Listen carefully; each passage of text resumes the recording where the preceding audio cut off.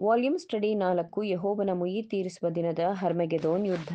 ಅಧ್ಯಾಯ 7 ರಾಷ್ಟ್ರಗಳು ಒಟ್ಟುಗೂಡುವುದು ಮತ್ತು ದೇವರ ರೌದ್ರದ ಮಹಾ ಬೆಂಕಿಗಾಗಿ ಅಂಶಗಳ ಪೂರ್ವಸಿದ್ಧತೆ. ಪುಟ 225. ಎಕನಾಮಿಸ್ಟ್ ಫ್ರಾನ್ಚೈಸ್ ಪ್ಯಾರಿಸ್ನ ಸಂಪಾದಕನು ಜಪಾನ್ ಮತ್ತು ಅದರ ವ್ಯವಹಾರಗಳ ಬಗ್ಗೆ ಟೀಕಿಸುತ್ತಾ ಗಮನಾರ್ಹವಾಗಿ ಹೇಳುತ್ತಾನೆ. ಲೋಕವು ಹೊಸ ಘಟ್ಟವನ್ನು ತಲುಪಿದೆ. ಐರೋಪ್ಯರು ನಾಗರಿಕತೆಯ ಹೊಸ ಪರಿಸ್ಥಿತಿಯನ್ನು ಪರಿಗಣಿಸಬೇಕು. ಲೋಕದ ಶಕ್ತಿಗಳು ತಮ್ಮೊಳಗೆ ಜಗಳವಾಡುವುದನ್ನು ನಿಲ್ಲಿಸಬೇಕು ಹಾಗೂ ಇಂದಿನಿಂದ ಸಂಯೋಜಿತವಾಗಿ ಎದುರಿಸುತ್ತಾ ದೂರದ ಪೂರ್ವದ ನೂರಾರು ಸಾವಿರಾರು ಜನರು, ಸಮಚಿತ್ತರು, ಕಷ್ಟಪಟ್ಟು ದುಡಿಯುವವರು ಮತ್ತು ವೇಗದ ಮನುಷ್ಯರು, ಇವರು ನಮ್ಮ ಎದುರಾಳಿಗಳಾಗುವರು ಎಂಬುದನ್ನು ಮರೆಯಬಾರದು ಎಂದು ಹೇಳುತ್ತಾನೆ.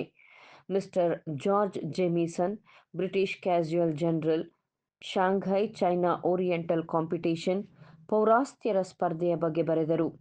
ನೋಟು ಅಮಾನ್ಯೀಕರಣದಿಂದಾಗಿ ಡಿಮಾನಿಟೈಸೇಷನ್, ಬೆಳ್ಳಿಯ ಅಪಮೌಲ್ಯನ ಅಂದರೆ ಬೆಲೆ ಇಳಿಸುವಿಕೆ ಉಂಟಾಗಿ ನಾಗರಿಕ ದೇಶಗಳಲ್ಲಿ ಚಿನ್ನವು ಪ್ರಮಾಣಿತ ಹಣವಾಗಿ ಉಳಿಯಿತು.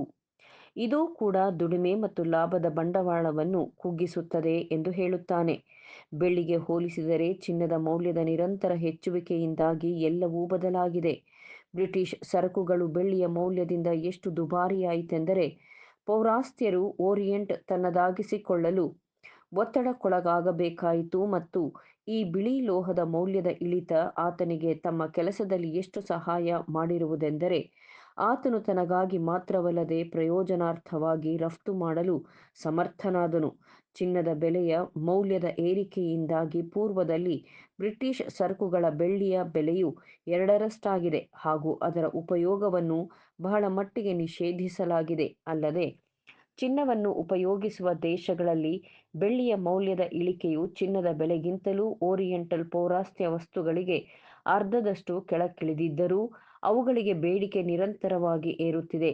ಪರಿಸ್ಥಿತಿಯು ಎಷ್ಟು ಅಸಮಾಧಾನಕರವಾಗಿದೆ ಎಂದರೆ ಈ ಹೆಣಗಾಟವನ್ನು ದೀರ್ಘಕಾಲದವರೆಗೆ ಮುಂದುವರೆಸುವುದು ಅಸಾಧ್ಯವೆಂದು ತೋರುತ್ತದೆ. ಪಂದ್ಯದಲ್ಲಿ ಓಟದ ಅರ್ಧದಷ್ಟು ಅಂತರವನ್ನು ಮಾತ್ರ ಓಡುವುದಕ್ಕೆ ಕೊಟ್ಟು ಸ್ಪರ್ಧಾ ವಿಜೇತನನ್ನು ಊನಗೊಳಿಸಿದಂತಿದೆ. ತೆರೆದ ಮಾರುಕಟ್ಟೆಯಲ್ಲಿ ಪೌರಾಸ್ತ್ಯರೊಡನೆ ಐರೋಪ್ಯರು ಸ್ಪರ್ಧಿಸಲು ಅಸಾಧ್ಯವೆಂಬುದನ್ನು ಅಮೆರಿಕ ಸಾಬೀತುಪಡಿಸಿದೆ. ತೆರೆದ ಮಾರುಕಟ್ಟೆಯಲ್ಲಿ ಪೌರಾಸ್ತ್ಯರೊಡನೆ ಐರೋಪ್ಯರು ಸ್ಪರ್ಧಿಸಲು ಅಸಾಧ್ಯವೆಂಬುದನ್ನು ಅಮೆರಿಕವು ಸಾಬೀತುಪಡಿಸಿದೆ. ಚೀನೀಯರು ಅಗ್ಗದ ವೇತನದಿಂದ ಎಷ್ಟರ ಮಟ್ಟಿಗೆ ದುಡಿಮೆಯನ್ನು ಏಕಸ್ವಾಮ್ಯತೆ ಮೊನೊಪೊಲಿ ಮಾಡಿರುವರೆಂದರೆ ಅವರನ್ನು ದೇಶದಿಂದಲೇ ಹೊರಗಿಡಲಾಯಿತು. ಇಲ್ಲದಿದ್ದರೆ ಐರೋಪ್ಯದ ಕೆಲಸಗಾರರು ಹಸಿವಿನಿಂದ ಬಳಲುತ್ತಿದ್ದರು ಅಥವಾ ಹೊರದೂಡಲ್ಪಡುತ್ತಿದ್ದರು. ಆದರೆ ಐರೋಪ್ಯದ ಕೆಲಸಗಾರರು ಅಮೆರಿಕದವರಂತೆ ಕಾರ್ಮಿಕರಿಂದ ಭಯಭೀತರಲ್ಲ. ಅವರಿಗೆ ಐರೋಪ್ಯರ ದುಡಿಮೆಯ ಬೆಲೆ ಗೊತ್ತಿತ್ತು ಮತ್ತು ಕಲಿತುಕೊಳ್ಳಲು ಅರ್ಥ ಮಾಡಿಕೊಳ್ಳಲು ತನಗೆ ಎಷ್ಟು ದೊರಕಬೇಕೆಂಬುದನ್ನು ಬಲ್ಲವರು.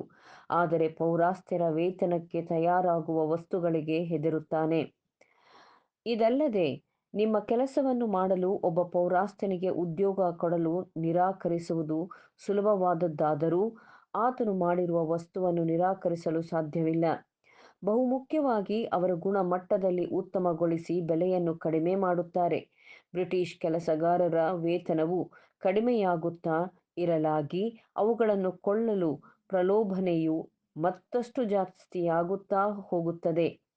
ಹಾಗೆ ಮಾಡಲು ಆತನು ಪೀಡಿತನು. ಹಾಗಾಗಿ ತನ್ನ ದೇಶದಲ್ಲಿ ತಯಾರಾದದ್ದನ್ನು ದುಬಾರಿಯಾದುದನ್ನು ಕೊಳ್ಳಲು ನಿರಾಕರಿಸುತ್ತಾನೆ. ಸುರಕ್ಷಿತ ದೇಶಗಳು ಉತ್ತಮವಾಗಿವೆ. ಅವರು ಪೌರಾಸ್ತ್ಯ ವಸ್ತುಗಳ ಮೇಲೆ ಹೆಚ್ಚಿನ ತೆರಿಗೆಯನ್ನು ವಿಧಿಸಬಹುದು. ಹಾಗಾಗಿ ಅವು ಹೆಚ್ಚುವರಿ ಸರಬರಾಜಾಗದಂತೆ ತಮ್ಮ ಮಾರುಕಟ್ಟೆಯನ್ನು ತಡೆಯಬಹುದು.